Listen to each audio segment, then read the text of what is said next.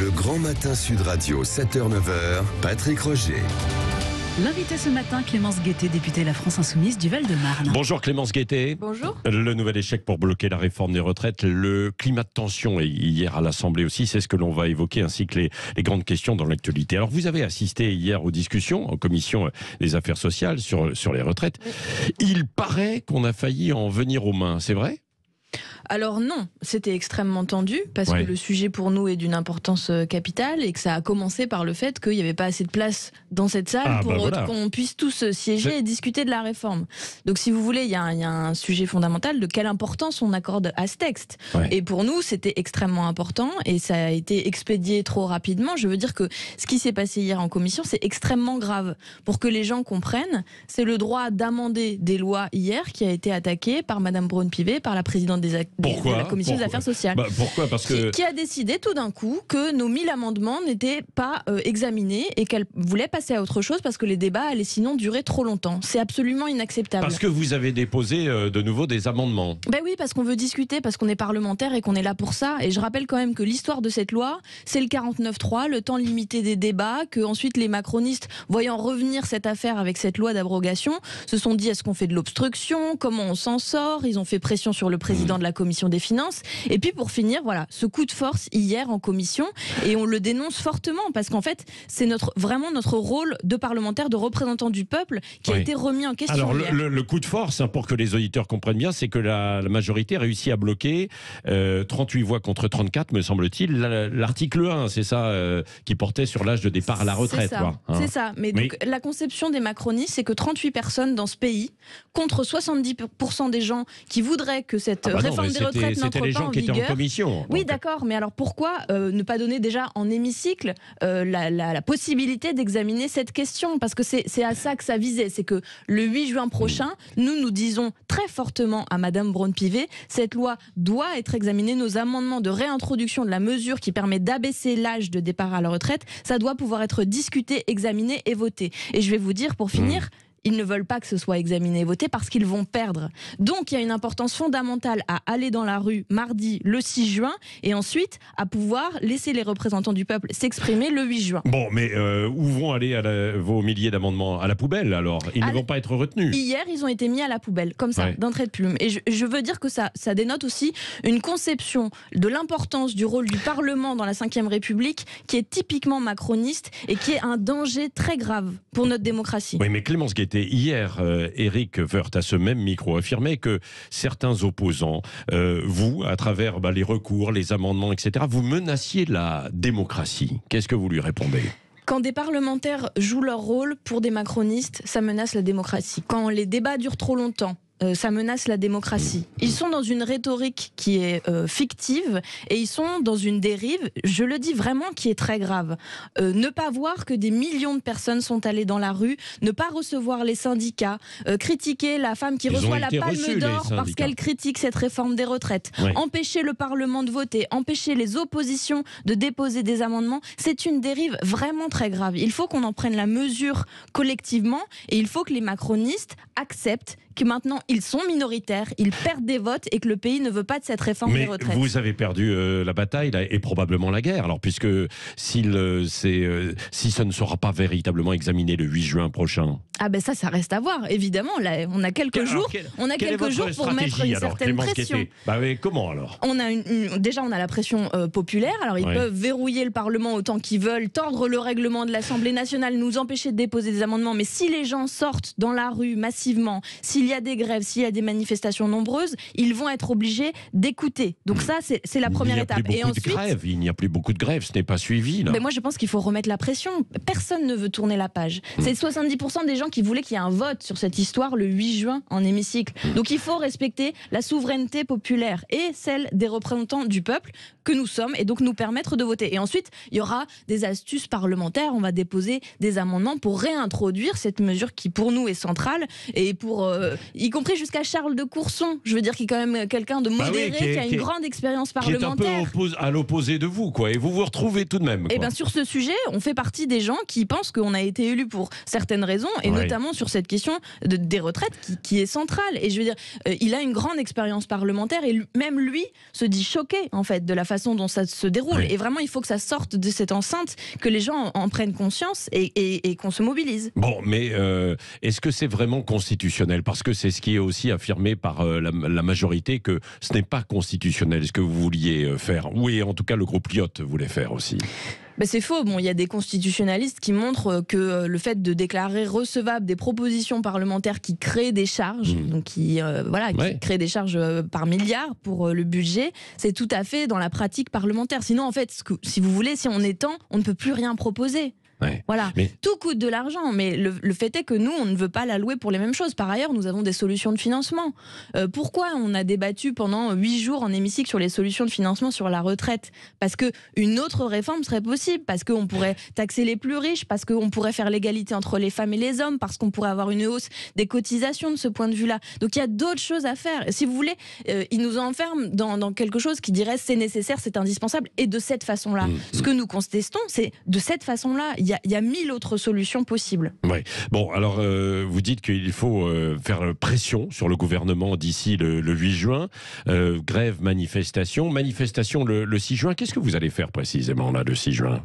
Eh ben, on va sortir à l'appel de l'intersyndicale, qui, je le rappelle, est unie dans ce pays, qui répond à l'aspiration de 93% des actifs, des gens qui travaillent dans ce pays, qui sont opposés à la réforme. Et ensuite, on devra trouver aussi d'autres points d'appui. Mais je rappelle qu'entre-temps, il n'y a rien qui s'est arrêté.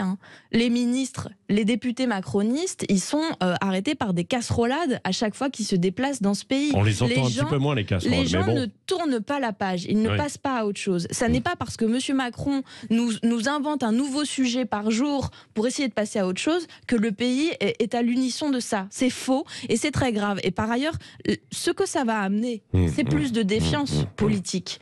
C'est de la méfiance vis-à-vis de ce qui se passe au Parlement. Et nous disons, réfléchissons vraiment, on les met en garde, parce qu'on défend, nous, le fait de passer à une 6e République, de faire une constituante, de redonner le pouvoir aux gens. Il faut vraiment changer les règles du jeu, parce que là, il n'y a plus rien qui va. Ouais. Bon, et alors quand il y a des annonces comme aujourd'hui d'Elisabeth Borne pour des places de crèche, etc., ça, vous estimez que c'est une tentative de diversion, ou alors c'est simplement qu'il y a des urgences et qu'il faut aussi les régler, quoi? Bah alors évidemment, il faut continuer d'avancer. Sauf que qu'est-ce qu'ils ont fait? Là, vous me parlez des places de crèche. Je vais vous dire ce qu'ils ont fait à 3h du matin cette nuit à l'Assemblée nationale. Peut-être les gens ne le savent pas ce matin. Ils ont voté une hausse des loyers dans ce pays, une nouvelle hausse, notamment pour les HLM. Donc pour les gens qui déjà galèrent, avec une inflation qui au mois de juin est prévue à 15,4%, je vous le rappelle, voilà ce qu'ils continuent de faire. Alors l'inflation qui a ralenti là. D'accord, mais elle est énorme. Les gens sont étranglés, ils vont à l'aide alimentaire, ils sautent des repas tous les jours, donc c'est un véritable scandale. Voilà ce qu'ils continuent à faire, c'est de dérouler un agenda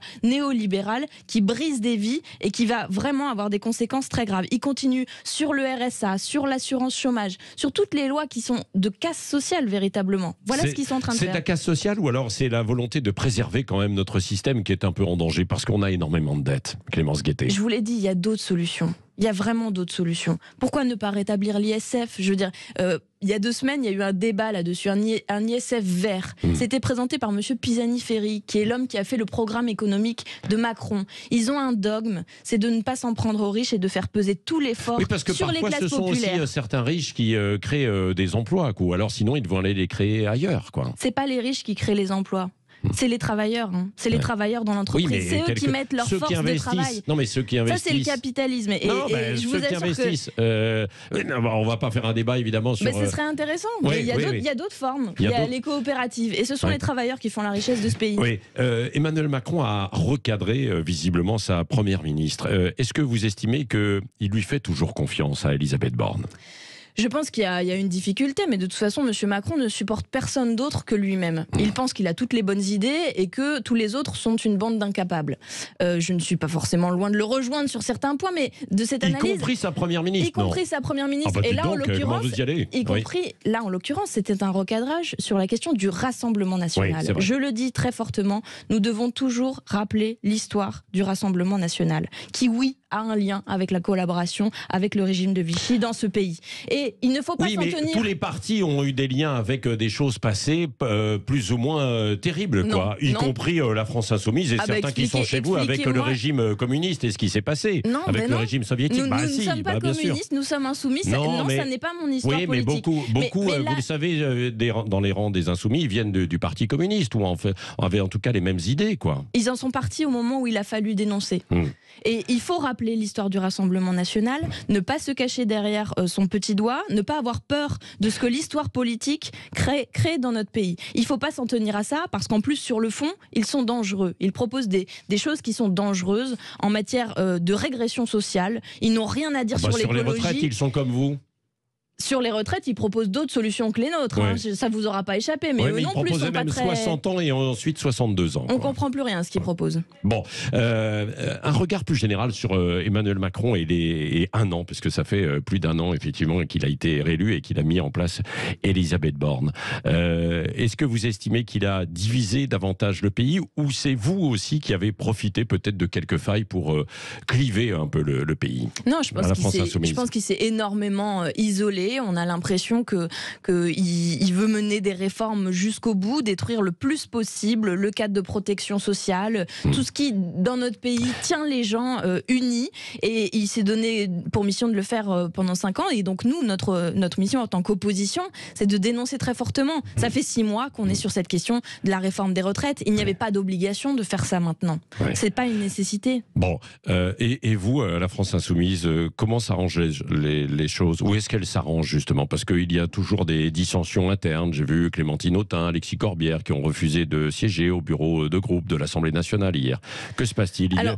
Et ces derniers mois, on en a beaucoup parlé, on disait c'est étouffé par la réforme des retraites et puis ça reviendra après. Du point de vue de notre groupe parlementaire, on est en ordre de marche, il fallait renouveler le bureau, nous l'avons fait, nous avons une équipe avec notamment beaucoup de nouveaux députés qui avaient envie de prendre des tâches et des fonctions, qui ont pu le faire, et donc là, nous préparons la suite. Du point de vue du mouvement, on a une assemblée représentative du mouvement dans 1 semaine et demie qui permettra de discuter de ce qu'on avait proposé de faire au mois de décembre. Il y a plein de choses qui sont mises en place. On va acheter des locaux, on a mis en place des réunions départementales pour s'organiser, se structurer sur le terrain. On continue de travailler sur le fond avec l'Institut La Boétie. On fait des formations dans tout le pays pour armer idéologiquement nos militants, pour les faire être plus solides et pour aller au contact des gens et continuer de convaincre. Donc on fait beaucoup de choses. Oui, et l'avenir de LFI, ça passe par qui? Par Jean-Christophe Rufin?